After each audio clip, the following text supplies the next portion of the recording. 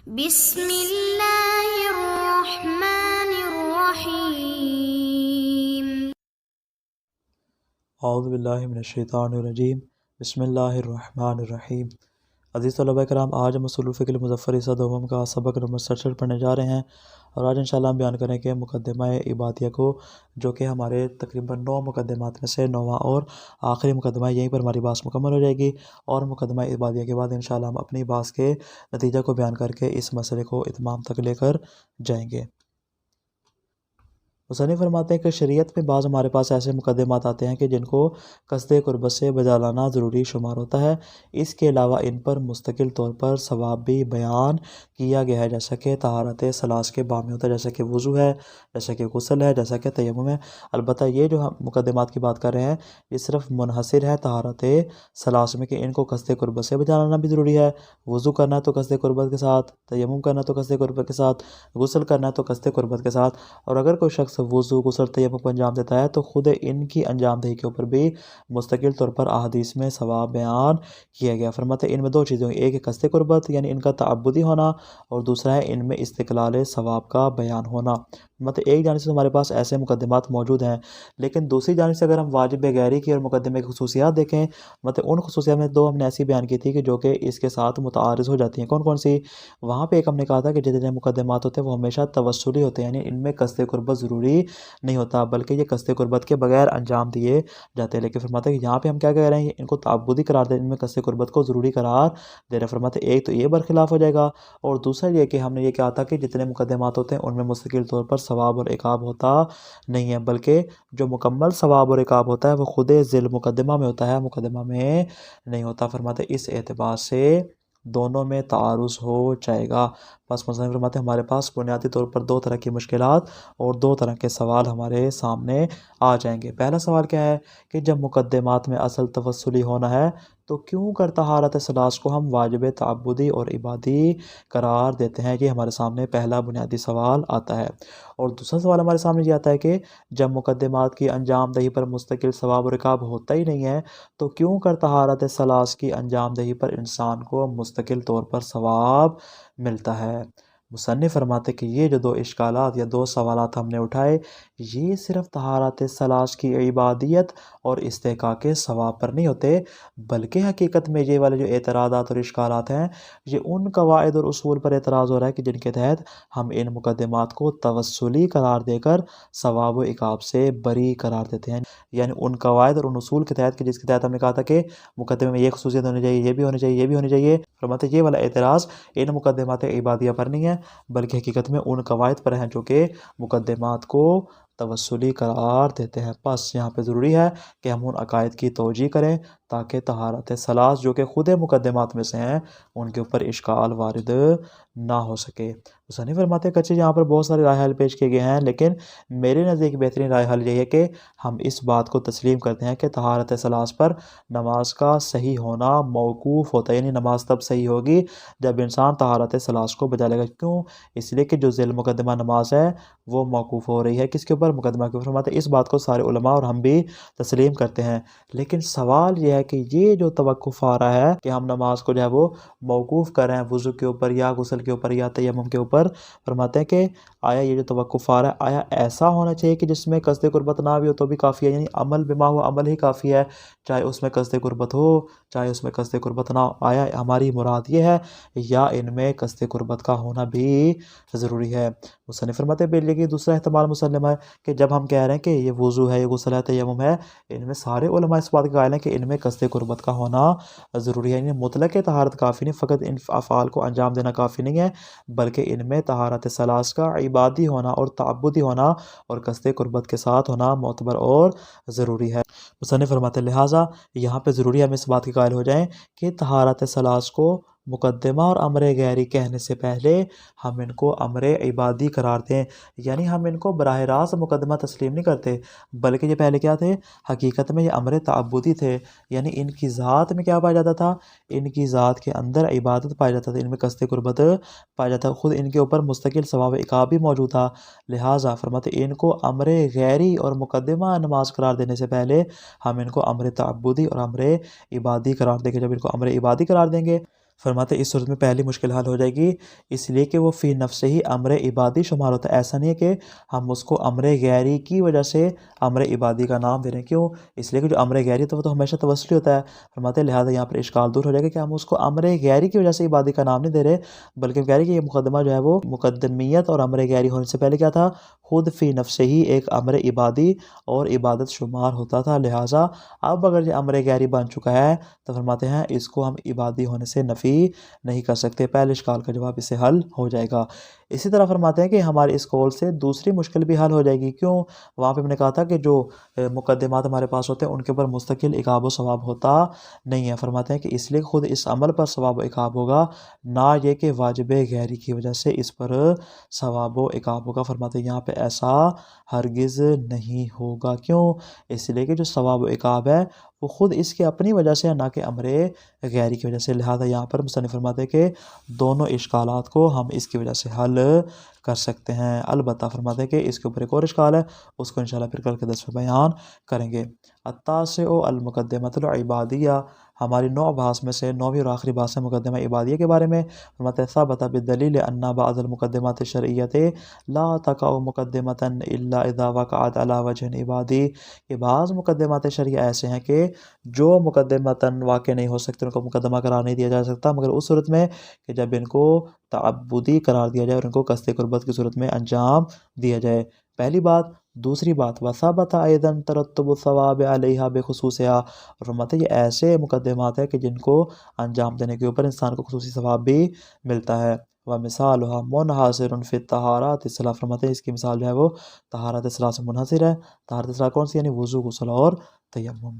فرماتے ہیں یہ تو ہوگی ایک طرف سے ہمارے پاس بات آگے کہ یہ مقدمات ایسے ہیں کہ جو امر عبادی ہوتے ہیں، امر تعبدی ہوتے ہیں، نیز ان کے اوپر مستقل ثواب و عقاب بھی ہوتا ہے۔ فرماتے ہیں وقت سابق فی الامر الثانی، فرماتے ہیں جہاں پہ ہم نے واجب غیری کی خصوصیات بیان کی تھی وہاں پہ یہ بات ثابت ہو چکی۔ کون سی والی؟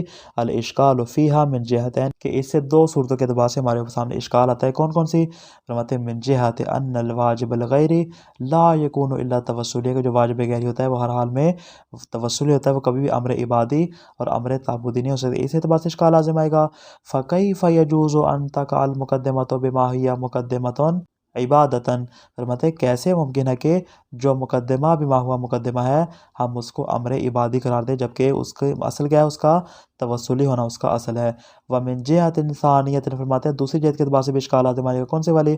کہ ان الواجب الغیری بما ہوا واجب غیری لا استحقاق للثواب علیہ، کہ جو واجب غیری ہوتا ہے اس میں اصلاً استحقاق ثواب و عقاب ہوتا نہیں، بلکہ خود ذیل مقدمہ میں ہوتا ہے، واجب غیری میں نہیں ہوتا، جبکہ آپ یہاں پہ کہہ رہے ہیں کہ اس کے اوپر مستقل ثواب اور عقاب ہوتا ہے۔ آگے فرماتے ہیں وفی الحقیقت ان ھذا الاشکال لیس الا اشکال علی اصولنا التی اصلناها للواجب الغیری، فرماتے ہیں حقیقت میں یہاں پہ جو اشکال لازم آ رہا ہے، جو اشکال خود ان صورتوں کے اوپر نہیں آ رہا، بلکہ حقیقت میں جو اشکال لازم آ رہا ہے وہ ان اصول اور ان قواعد اور ان قوانین کے اوپر لازم آ رہا ہے کہ جن کو ہم نے واجب غیری کے لیے قرار دیا، وہ والے قواعد اور وہ والے خصوصیات جس کو ہم نے واجب غیری کے لیے قرار دیا، اشکال ان کے اوپر آ رہا ہے، نہ کہ اشکال طہارت ثلاث کے اوپر اور ان مقدمات عبادیہ کے اوپر آ رہا ہے۔ فتقع فی حیرۃ فی التوفیق بین ما فہمناہ عن الواجب الغیری و بین عبادیت ہذہ المقدمات الثابتۃ عبادیتھا، فرماتے ہیں کہ پس یہاں پہ مکلف جو ہے وہ حیرت میں واقع ہو جائے گا اور اس کو سمجھ نہیں آئے گی کہ آیا وہ واجب غیری کو سمجھے کہ واجب غیری کی جو خصوصیات بیان کی آیا ان کے مطابق عمل کرے، یا وہ ان امور کے اور ان مقدمات کے عبادی ہونے کا قائل ہو جائے کہ جن کی عبادیت کو احادیث میں اور روایات میں بیان کیا گیا۔ ایک جانب اس کو واجب غیری کہہ رہے ہیں اور واجب غیری کی خصوصیات جو ہے وہ اس مقدمات کے عبادی ہونے کے ساتھ متعارض ہو جاتی ہیں۔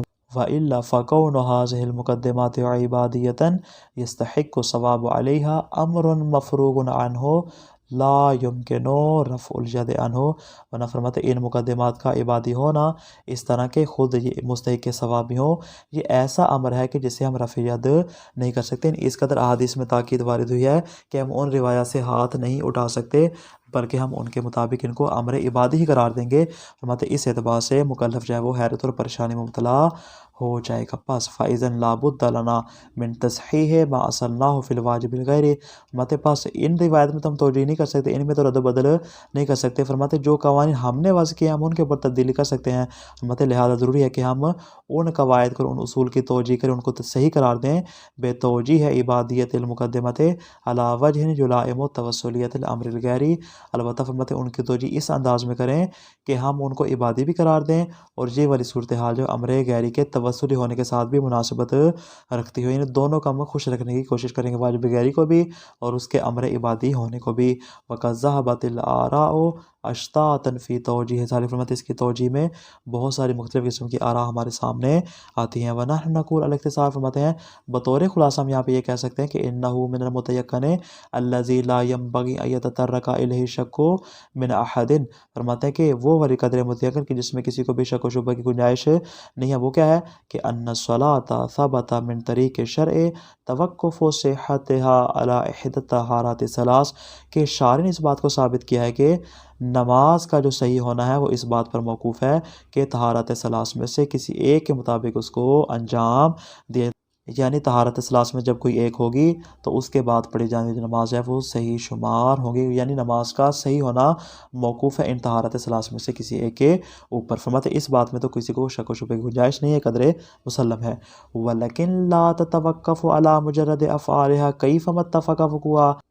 لیکن فرماتے ہیں کہ اس میں توقف ایسا نہیں کہ ہم کہیں کہ فقط ان افعال کو بما ہوا افعال انجام دے دیا جائے، چاہے جس طرح بھی ہو، چاہے آپ قصد قربت کریں چاہے قصد قربت نہ کریں، فقط مولا کو چاہیے کہ آپ افعال کو انجام دے دیں، بس اتنا ہی کافی ہے، ان کے اوپر کسی قسم کی خاص قسم کی قید موجود نہیں ہے۔ فرماتے یہاں پہ ایسا نہیں ہے بلکہ کیسا ہے، بل انما تتوقف علی فعل طہارت اذا وقع علی الوجہ العبادی۔ فرماتے یہاں پہ صرف وہ والی طہارت مولا کی مقصود ہے جو عبادت کی صورت میں انجام دی گئی ہو، اے اذا وقع متقربا بہ الی اللہ تعالی، یعنی جب اس کے ذریعے ہم تقرب الہی حاصل کرنے کی کوشش کریں گے۔ فالوضوء العبادی مثلا هو الشرط وهو المقدمۃ التي تتوقف صحۃ الصلاۃ علیہا۔ مطلب پاس یہاں پہ جو وضو عبادی ہوگا وہ شرط بھی ہوگا نماز کے لیے اور یہ مقدمہ بھی قرار پائے گا، جس کی وجہ سے ہماری نماز جو ہے وہ صحیح قرار پا جائے گی۔ خود وضو مولا نے نہیں مانگا بلکہ وضو عبادی کو ہم سے طلب کیا ہے، پس اس بنا پر وعلیہ لا بد ان یفرض الوضوء عبادۃ قبل فرض تعلق الامر الغیری بہ۔ فرماتے پاس یہاں پہ ضروری ہوگا کہ ہم اس وضو کو امر غیری قرار دینے سے پہلے ہم اس کے امر عبادی ہونے کے قائل ہو جائیں گے۔ کیوں؟ اس لیے کہ ہم اس بات کے قائل ہونے ہیں کہ یہ والے جو امر عبادی ہیں اور نماز کا صحیح ہونا ان کے اوپر موقوف ہے۔ تو اس کا مطلب کیا ہے کہ یہ امر عبادی پہلے ہیں، امر غیری بعد میں ہے۔ لأن الامر الغیری حسب ما فرضناہ انما یتعلق بالوضوء العبادی بما ہوا عبادہ۔ مطلب اس لیے کہ جو امر غیری ہے وہ وضو کے ساتھ متعلق ہے، اس کے عبادی ہونے کے اعتبار سے، یعنی عبادت بما ہوا عبادت کے اعتبار سے ہم اس کو امر غیری قرار دے رہے ہیں، یعنی ہمیں ایسا وضو چاہیے کہ جو وضو عبادی ہونا چاہیے، لا باصل الوضو بما ہوا وضو بما ہوا، وضو ہمیں فعل نہیں چاہیے بلکہ ہمیں فعل عبادی کی یہاں پہ ضرورت ہوگی۔ فلم تنشا عبادیتہ من الامر الغیری۔ فرماتے جب امر غیری سے ہمیں اس کی عبادیت معلوم نہیں ہو رہی تو فرماتے یہاں پہ کیسے ممکن ہم اس بات کے قائل ہو جائیں کہ ہم اس کو کہیں کہ یہ امر غیری کے ساتھ ملائمت اور مناسبت رکھتا نہیں ہے۔ پس امر غیری جو توسلی اپنی جگہ پر ہوگا اور خود جو اس کی عبادیت ہے وہ اس کی اپنی ذات کے اندر موجود ہوگی۔ بل عبادیتہ لا بد ان تکون مفروضۃ التحقق قبل فرض تعلق الامر الغیری بہ۔ فرماتے ہیں کہ اس کو امر غیری فرض کرنے سے پہلے ہم اس کے امر عبادی ہونے کو مفروض التحقق مفروض الحصول شمار کریں گے۔ پس اس بنا پر ومن ہونا یصح استحقاق الثواب علیہ، پس اس طرح کے وضو کے اوپر اس طرح کے مقدمے کے اوپر عقاب بھی ہوگا۔ فرماتے اس طرح کے مقدمے اور اس طرح کے وضو کے اوپر ثواب بھی ہوگا۔ کیوں؟ لأنہ عبادۃ فی نفس، اس لیے کہ جو اس کا عبادی ہونا ہے، اس کا عبادت ہونا ہے وہ خود اس کی ذات میں پایا جاتا ہے، نہ کہ امر غیری سے ہمیں معلوم ہو رہا ہے۔ تو خلاصہ کیا ہوا آج کے درس کا؟ ایک جانب سے شریعت میں کچھ ایسے واجبات ہیں کہ جن میں قصد قربت ضروری ہے، نیز ان کی انجام دہی پر مستقل ثواب اور ترک کرنے پر مستقل عقاب بھی موجود ہے۔ لیکن دوسری جانب سے دیکھیں، فرماتے مقدمہ خصوصیت یہ کہ وہ توسلی ہوتا ہے اور اس پر مستقل ثواب و عقاب ہوتا نہیں ہے۔ فرماتے اس لحاظ سے اس کے اوپر دو اشکالات وارد ہوتے ہیں۔ پہلا یہ کہ توسلی ہوتے ہم اس کو تعبدی کیوں قرار دیں، اور دوسرے کہ ثواب و عقاب نہ ہوتے ہوئے ہم اس کے اوپر ثواب و عقاب کے قائل کیوں ہو رہے ہیں۔ مصنف کے نزدیک حقیقت میں حالت ثلاث پہلے امر عبادی ہیں بعد میں امر غیری ہیں، پس تعبد اور ثواب و عقاب اس کی ذات میں پایا جاتا ہے نہ کہ واجب غیری میں پایا جاتا ہے، اور واجب غیری کے ساتھ چونکہ اس کا کوئی تعلق نہیں ہے لہٰذا فرماتے ہیں ہم اس کو امر عبادی ہونا قرار دیں گے، اور اس کے اوپر یہ والے دو اشکالات میں سے کوئی بھی اشکال وارد نہیں ہوگا۔ والسلام علیکم ورحمۃ اللہ وبرکاتہ۔